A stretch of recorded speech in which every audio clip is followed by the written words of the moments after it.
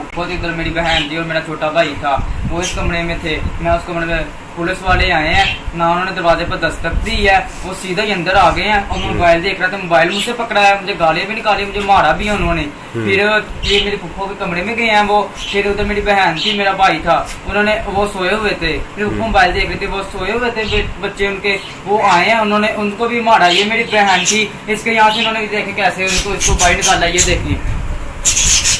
और हमें ना इधर बरामदे में इधर बिठा दिया। फिर उन्होंने कहा कि अपने बोबी का तुम्हारा लगता है, मेरे वाला साहब है। मैंने कहा मेरे पापा लगता है, तो वो कहते हैं उसको कॉल कर। मैंने कहा भाई मैंने नहीं कॉल करनी। फिर मुझे उन्होंने मारना शुरू कर दिया है। फिर उन्होंने गन पॉइंट पे रख के मुझे कॉल करवाई है।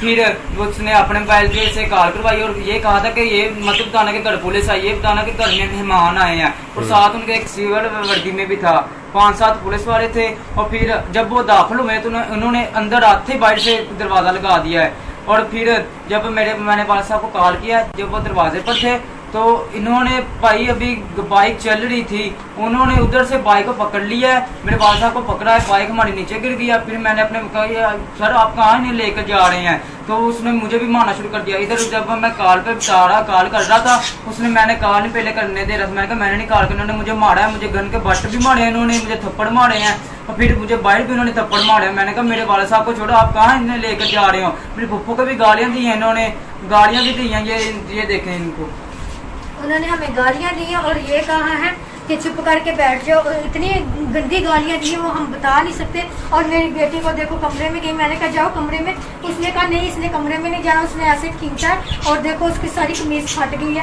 अगर हमें यहाँ तहफ़्फ़ुज़ नहीं है तो बताएं हम कहाँ जाएं। हमारी अपील है कि हमें यहाँ तहफ़्फ़ुज़ दिया जाए, अगर नहीं दे सकते तो हमें कहीं और भेज दिया जाए जहाँ हमें तहफ़्फ़ुज़ मिले। मेरे बच्चे खुद इतने परेशान है कि हम बता नहीं सकते। भाई मैं घर पे नहीं था, जब मैं घर आई मैंने देखा मेरा सामान सारा बिखरा हुआ था, मेरी बेटी का कमीज को फड़ा हुआ था।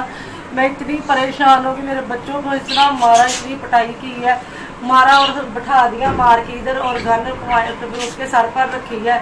मेरे बेटे को मारा, मेरे हस्बैंड को इतना मारा है कि मैं आपको बयान नहीं कर सकती, इतना मारा, ऐसे खींच के लेके गए हैं जैसे कुत्ते को खींच के लेके जाते हैं। कैसा इंसाफ है, हमें इंसाफ चाहिए।